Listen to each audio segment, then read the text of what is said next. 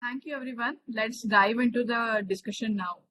Bhanu, can you please share a bit about your background and how has your personal journey influenced your approach to digital marketing? Great. Thanks, Ashwini, for the quick intro and the opportunity. So I think one of the key factors today, if you look at around, is everybody is trying to sell something to someone, right? Like that's usually the process which happens everywhere.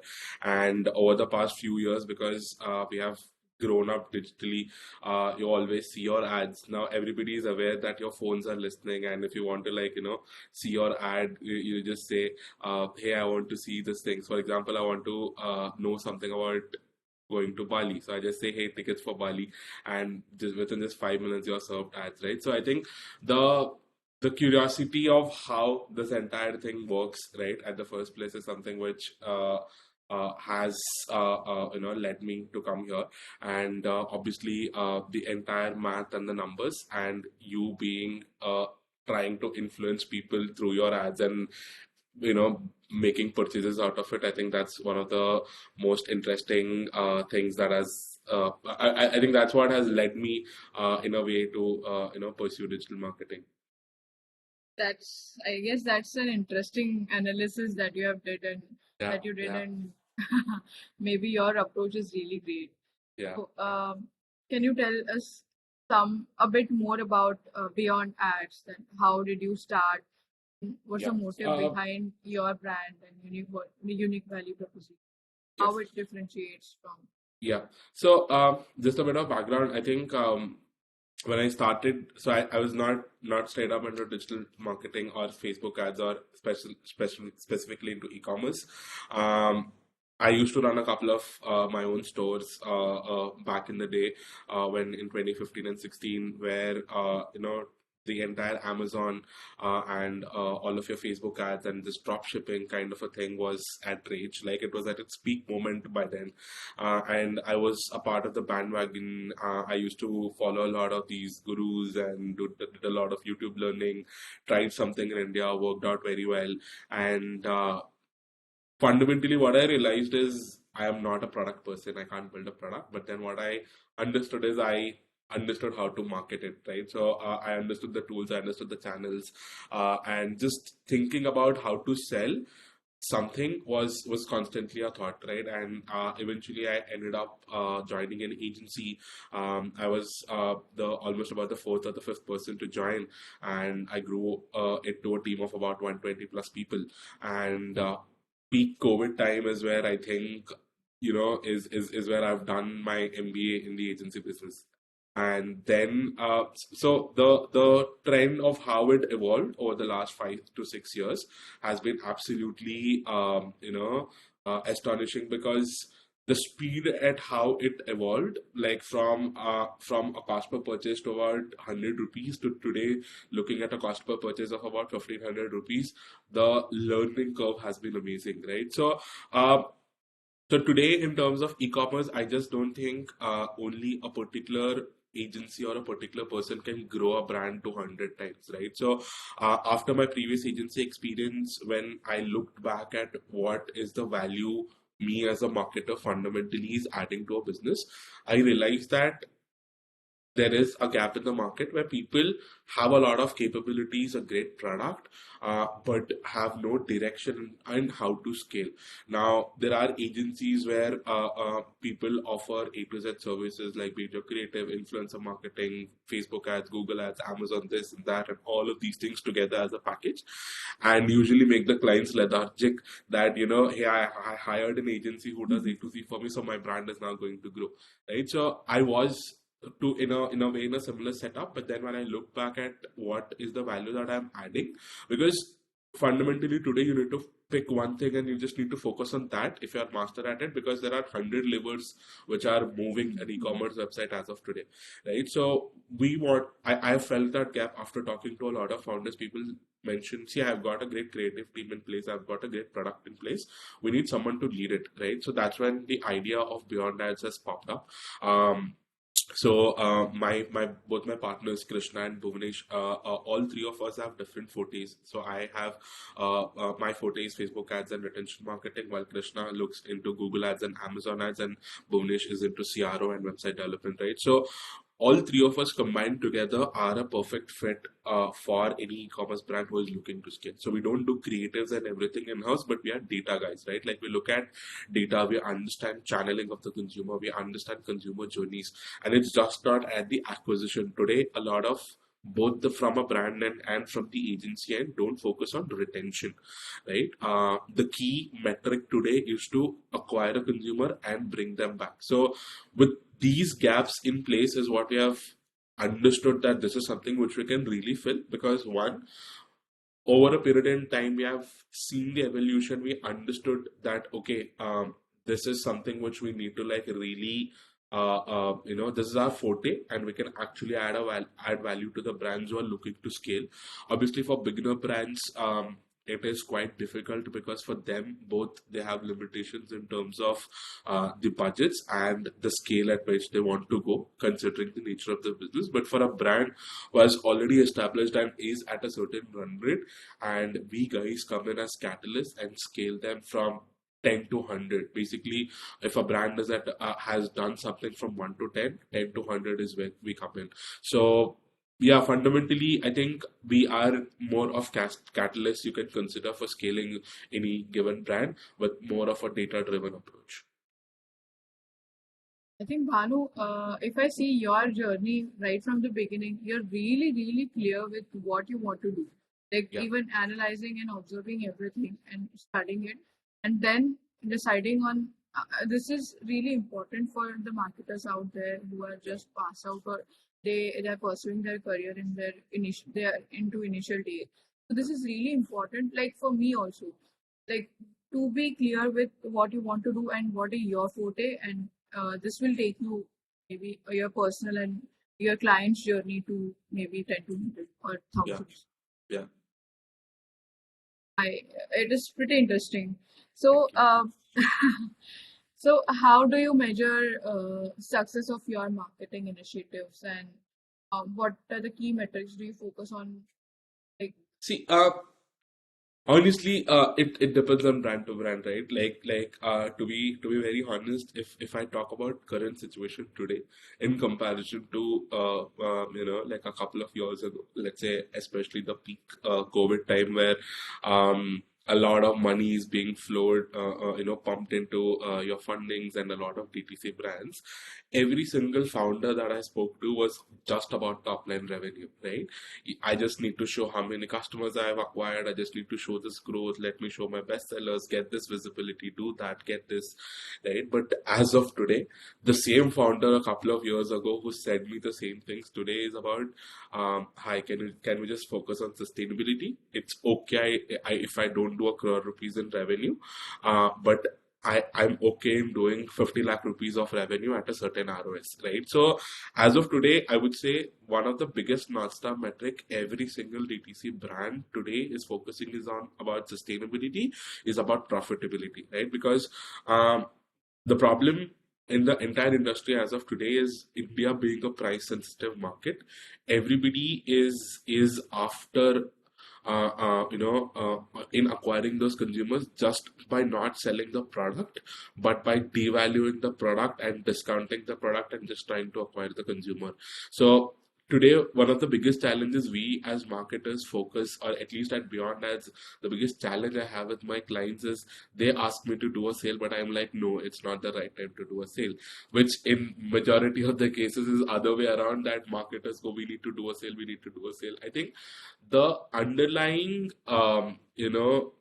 effect on that is not seen today or tomorrow, but is seen over a period of the next 3 or 4 months, when that particular consumer, you have already spent twice the amount of the product value the consumer is already doing, and the consumer never comes back, is where you're actually losing money, right? hmm, So that's one of the biggest things. So to answer your question, I think the North Star metric as of today is about profitability, is about net profitability, and the sustenance of the business. And I don't really think, even if you're doing a 2x ROS, it's still fine if you have your gross margins or your net margins in place. But I think if you're sustaining a 2x ROS and consistently maintaining that retention number, I think that's how we have You are to doing good. measure the marketing agency. Yeah, I mean the marketing initiatives. That is a really helpful insights, I believe, because this is a evolution where like there was a time where people, as you said, people were only focusing on sales and numbers and Yeah, not on the retention. yeah, So we understood about retention, yeah, but I'm a little bit coming behind yeah, to generate leads. yeah, So you have expertise with Facebook ads. yeah. So when while running Facebook ads, what is your focus? Have I set the right objectives, or do you check? Have I set the right budget parameters, or have I got my ad placement right, or is my creative grabbing attention, or Yes. even is my ad relevant to the target audience? What Yeah. do you really focus? Yeah. So I think, yeah, see with Facebook ads as of today, again, with a lot of evolution, right? I think majority of the businesses, for about 80% of their traffic dependent on Facebook for their traffic to come in onto their website, right? Like starting from their, so two segments, be it your lead generation or be it your product focus e-commerce, starting creating awareness for the product, creating that interest for the product, and ensuring that they're landing on their website.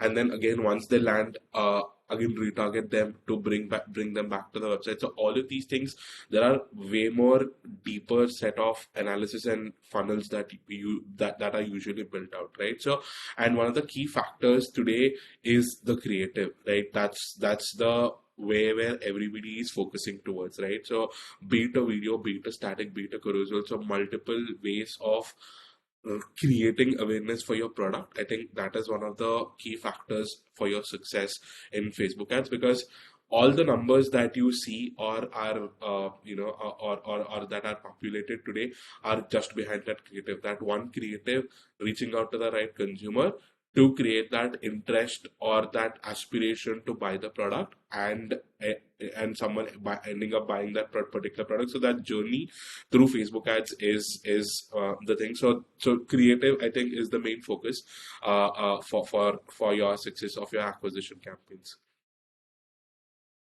Right. So, as you said about creatives and landing pages, which Yeah, is really important in Facebook ad, uh, yeah, I I just want to a little I just want to grab a little attention of our audience for our new tool that as we are talking about Facebook ads. So I would like to mention quickly about our new launch, that is Uncle Optimizer. This is a free tool, and with this you can check conversion score of landing page before launching the ad itself. great, Also, it will suggest changes so that you get improved or better conversion score. So this way you can save your marketing budget and not wasting on poor landing pages. You can check this tool at www.uncleoptimizer.com. So going to next question, yeah. Bhanu. What is your process of optimizing a website for a client? Is is this an important factor for you while consumer journey is concerned? Yeah. So I think, one of the that's the thing, right? So today, one of the, so there's a joke, right? So every single time a website doesn't see your purchase, or you're spending an X amount of money, and I go back to the client and I tell them, hey, ads are not working, or something is not working, and they ask me, can we do something about it? I'm like, you should do something about it because your website sucks, right? So we need to channelize each and everything, right? So, for example, what's in your control with Facebook ad is your creative and your audience and your targeting, where you're reaching out or you're ensuring that your product is being delivered, your product awareness is being delivered to the right person. After that, once they leave Facebook as a platform, they're landing onto your website. Now it's the same shopping pattern that you go offline, right? Like once you go to a shop, you judge, okay, is the lighting good, or is it really placed properly? Like how you look, you if you break down your supermarket, they place things strategically so that it gets your attention. It's the same thing with your landing page also, right? So today, once it's just not your ad communicating or creating, because it's just a very small part of your entire product offering, right? And once someone lands on your landing page is when you need to like actually connect with them. They need to connect with your product. They need to understand, okay, this particular product is solving my problem, right? So conversion rate optimization is one of the key factors, I would say, for your marketing campaign success, because you do how much of a great ads, you bring celebrities on board, you do whatever things that you want to do on your Facebook ads. If your landing page sucks, it doesn't really go, it doesn't really matter, right? For example, um, a landing page with a bounce rate of about 50% and a landing page with a bounce rate of about 80%. Obviously, the winner is the one with the lesser bounce rate, right? Because people are coming, landing on the page and viewing it. Now, obviously, with tools like CustomFit.ai, how we can actually test a lot of variants and how we actually do a lot of consumer persona targeting. For example, so for someone like an 18 to 24, your messaging needs to be more Gen Z. You need to like really talk to them in their lingo. And the same where you're selling something to a senior citizen, why don't you try a vernacular language, right? Like, why don't you show your landing page in a entire different language altogether, right? So, it is one of the key factors today. I really feel, in the success of your, for your brand, and it's just not about CRO. It's about what is your journey like today. Somebody lands on a homepage or a product page where they're visiting for the first time.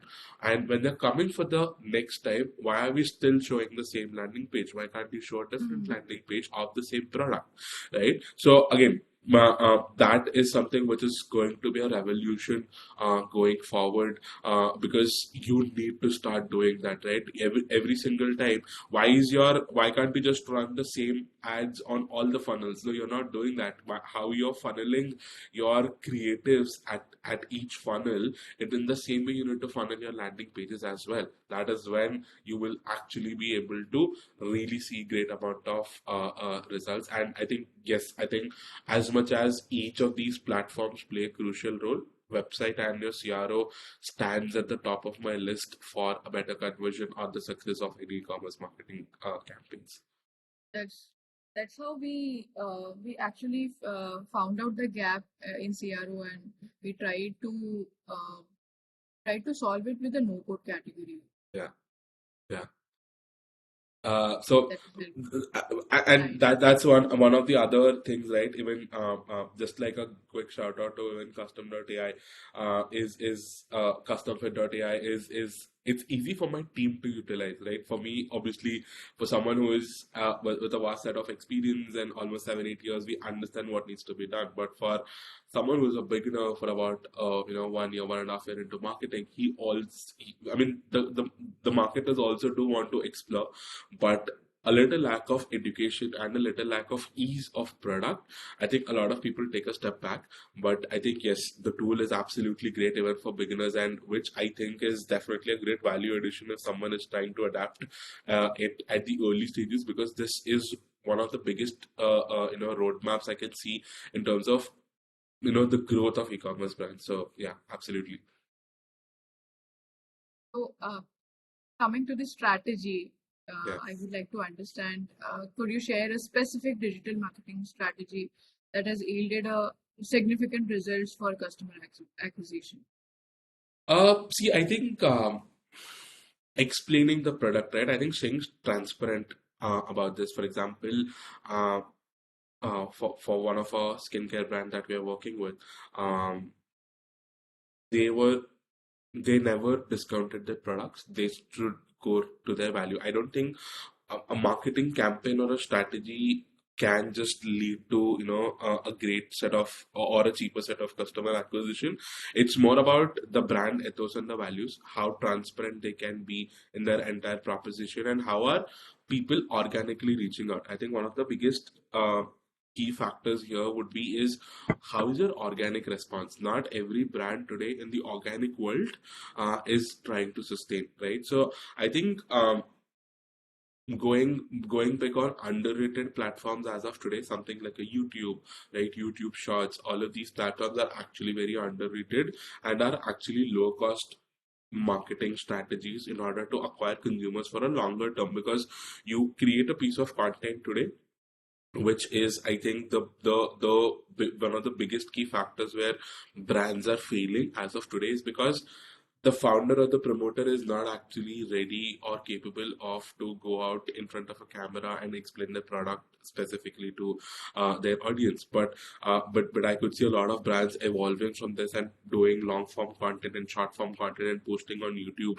and are waiting for that, consistently doing it, and then the effort coming out, right? So I think one of the key marketing strategies today I've seen for one of our skincare brands also, they got a shout out from Alia Bhatt, which is pretty organic, and the business just skyrocketed from there, right? It was just one video where the business has just increased five times on day two, the day video is posted, right? So it technically gives me a lot of confidence that as of today, while everybody is running towards one particular agenda of acquiring consumers, if you guys take a step back and look at ensuring a long-term game that you want to stay in the market for about 10-15 years, and then start putting your efforts now on underrated channels, and start building content, right? Build a community, build an underrated, build a, it's just not YouTube. You can just start building a good set of community building.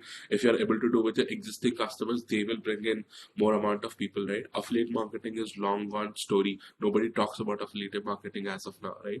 Nobody talks about referral marketing as of now. There are a lot of these underrated channels which I think as of today are not being explored properly. So my answer would be various underrated channels needs to come out, which would lead to a better success of these campaigns, is what I would say, rather than just running towards the same marketing strategy every single one is doing. Like, an X brand has done this creative, 10 different brands would copy and just implement this, right? So it's there's nothing unique that is happening today in the market, is what I see. So, we just heard about success stories. Can you Yeah. also share some fail stories of yours? Like, what are the biggest challenges you have faced in scaling beyond ads, or how have you overcome them? So definitely right. Exactly. So I was pretty open and transparent about this even in a couple of my LinkedIn posts a month ago. Was everybody today, you see any marketer or any agency owner just goes out and tell, if you have scaled this brand from here to here and this and that, but the reality is that's just 10% of the entire portfolio you have. Like, touchwood, today, the LTV of my clients is as high as about 12 to 14 months. Like, a client, I've been working with a client almost about 14 months, is one of the biggest, key That's successes a that big we number, as in, yes. yeah, is one of the key successes that I've seen. Now, is it the similar scenario again? The one of the key approaches that beyond ads is work with a limited number of clients. Be choosy about who you're working with, right? So me and Krishna, when we were planning out, we just, what's that minimum number of clients, right? So we decided on a simple math. So I want to talk to my client every single week, explaining them what's the approach, what has been done this week, and what is done next week, right? So I want to work for 6 days a week, and for 5 hours in a day is where I can take calls with breaks in between. So that's 6 5s are 30. So beyond ads will only serve 30 clients in their entire lifetime. The clients will come and go, but we are not going to go beyond 30. So 30 is the number of clients that I'll be focusing upon now. Yes, now touchwood, we have, because we have been working with clients with almost about a year and a half now. Majority of my portfolio are successful brands, about 70% of them. While I still see brands struggling, I think a couple of my failure stories is that they have actually invested heavy in terms of their product and their product offering and everything, but they were never able to brand the product very well. I think mostly from a communication perspective, and mostly from presenting and finding the right target market. I have definitely failed quite a bit of times, especially in the skincare industry. We have eventually phased out ourselves in the skincare industry. We just work with very particular skincare brands as of today, but we are moving into other this thing, right? There's uniquely we are working with someone who is selling tires online for sports bikes, right? So those kind of brands is where we are uniquely tapping into. But if I were to say the challenges as of today is the competition, the saturation in the market in certain industries, especially something like beauty and personal care, where the market is too saturated because the mathematics are not right. See, fundamentally, why does something like a clothing gives a 5 or a 6x ROS while a personal and a beauty care industry settles themselves down key, I am good with 2x, right? Why is it happening? Why are you not focusing on profitability? Is because there is a lot of price war, right?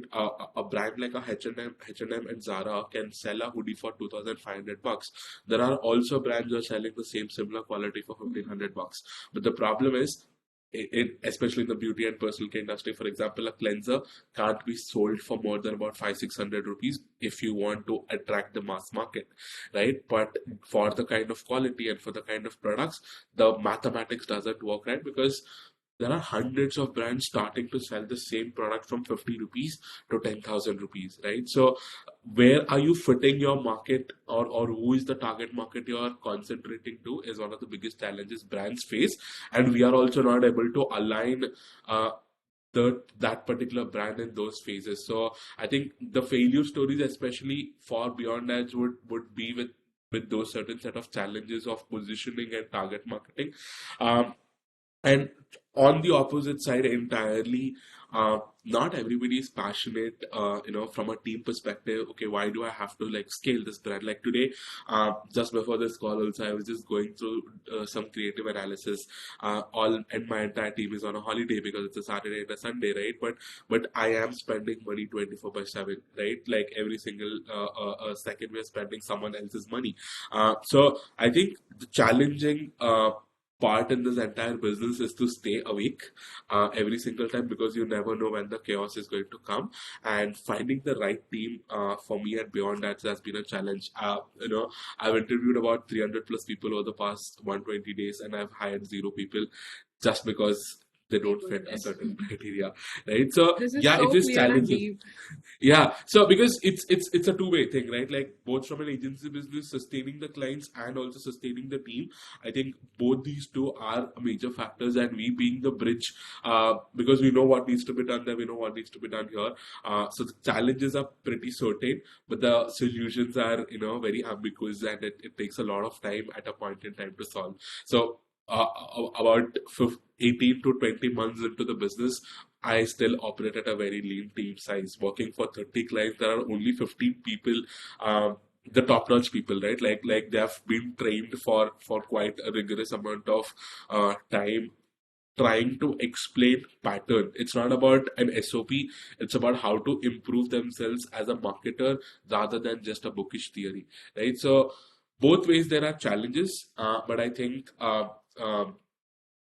We being the center of USPs of our own businesses, we are trying to hold it together, I would say. So deep, like Yeah. very, very deep insights. Marketers out there, or even like future CEOs, should take a note of this thing. Yeah. I Yeah, I must say. mean hiring, right? Like I think clients are everywhere. Like you can find clients every nook and corner if they're right fit for your business. But I think teams are the most important thing. Like if you have uh, a person who is actually not able to contribute to it, it's not their mistake, it's your mistake, because you didn't set your expectations right and you hired the wrong person, right? So one of the biggest factors that I always believe is hire faster, fire faster. I know I might get a lot of backslash for this, but it is important, because you're in a service based industry, and not everybody would be willing to kind of take feedback, because service industry is always about feedback. Because to make someone happier is your job at the end of the day, right? Like you need to get sales for the client so that the client is happier. That's your job, right? And a client is never satisfied. That's again in the service industry, which is one of the biggest backdrops, right? Like for you guys, like again for CustomFit, it would be the same thing, even if it's in a SaaS, right? Even though for you guys, you need to understand how. Sorry. You need to understand what are your requirements for the client. Is the client able to see a better conversion rate? All of these things. So the key factor over here is to hit that dopamine of the client that he's getting sales, right? So it's very hard for someone to keep up their expectations in this fast-paced world. Yeah. So challenges are quite difficult at this point in time. Really true. That Yeah. too in a digital landscape. Oh, 100%.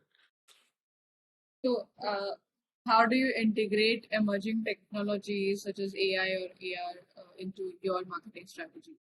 See, I think one of the biggest breakthroughs is ChatGPT. Like today, right? Each and everyone is. Yeah, yeah, right. Like today, if you want to talk, like today, if I want to rant, also I go to ChatGPT and I just start ranting. It's because it gives you a response. Like today, one of the key factors that when we are using chat gpt or reducing the actual client time is writing better copies. I think that's one of the biggest key factors, is because we have got a lot of options for us to vary and test, because copywriting, direct response copywriting, is one of the key factors. We have also built a bit of SOPs for our clients where we are using prompts for them to give creative ideas, hook lines, and all of these things, where it's actually scripting out the entire thing. I think ChatGPT, to be very honest, is one of the biggest integrations that we have ever done for majority of the clients, because we have asked them to actively start using it, because it's making your life very much more easier, and the speed has increased way more. Here, along with this, a bit of these tools like Copy.ai and all of these things, which help us with ad copies and this thing.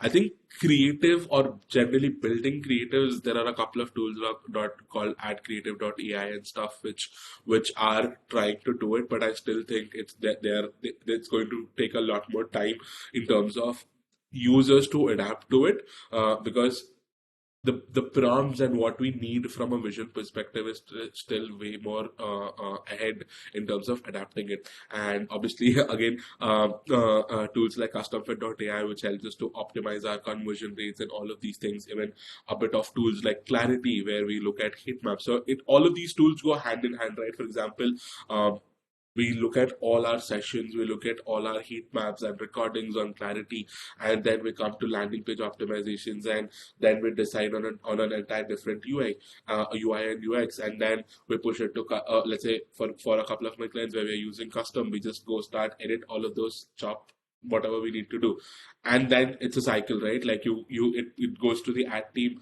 and then they push all their ads, and then it goes into a circle. So this loop is something which is there. I think primarily as of today, there are many tools which are integrating, but I think a couple of my favorites would definitely be, for sure, ChatGPT and CustomFit.ai for sure, in terms of landing page optimization, and for heat maps and all, Microsoft Clarity. So I can see a lot of these smaller tools and extensions and plugins kind of a thing which are popping out here and there, but nothing is stabilizing. But I think we just didn't even scratch the potential at this point in time. The roadmap is way more bigger, and I'm pretty much sure the future of AI in the next 5-10 years is going to be insane. I just hope that it doesn't replaces us, where it just right.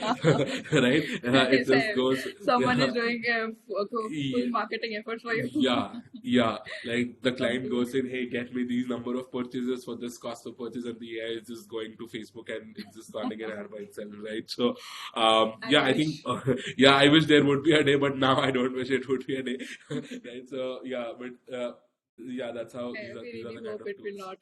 Yeah, yeah. So, this was all about our conversation, but we have a rapid fire round Oh, yeah, with us. 3 minutes. amazing. So, First question: what is your favorite brand?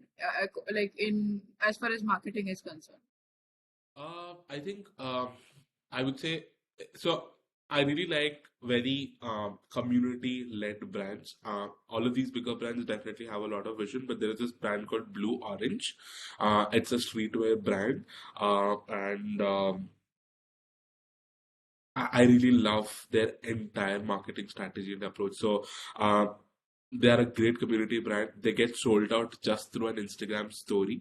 I myself, I'm a very big user of the brand. So they're into streetwear clothing and amazing product quality, amazing community building. So for sure, as of today, my favorite brand is Blue Orange. We should definitely take a note, and here onwards we should definitely understand and study their marketing strategy, as you 100%. have said. Yes. So coming to next question: email marketing, influencer marketing, or WhatsApp marketing? Your favorite? Oh, so if I were to rate them on priority, I think it would be WhatsApp, second would be influencer, and third would be email.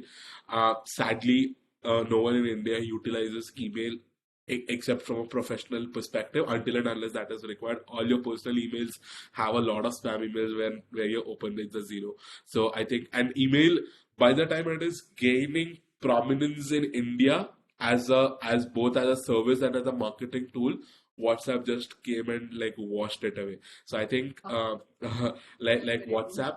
Influencer, I think influencer today is very overrated. I don't really think as of today, no influencer is able to influence their audience to buy a product, right? So it's kind of still underrated, but at least works from a content perspective where brands collaborate with influencers and run the ads of the influencers. And email marketing is very particular in a very dominated group of audiences, right? For example, all your tier one cities is where your marketing efforts usually work, but in your tier two and tier three cities, your email marketing efforts don't really show a great set of results. So yeah, it's WhatsApp, influencer, and then email. So one word to describe successful digital marketing. I know it's very hard, but um, I think I would just say profitability, nothing else. okay. Like if Yeah, you're able to make your it client it makes profitable, sense. Yes, yeah, that's how I think that's the North Star that's how metric it as of works. today. That's Yeah, that's the basis of digital marketing. yeah. Your go-to customer acquisition channel.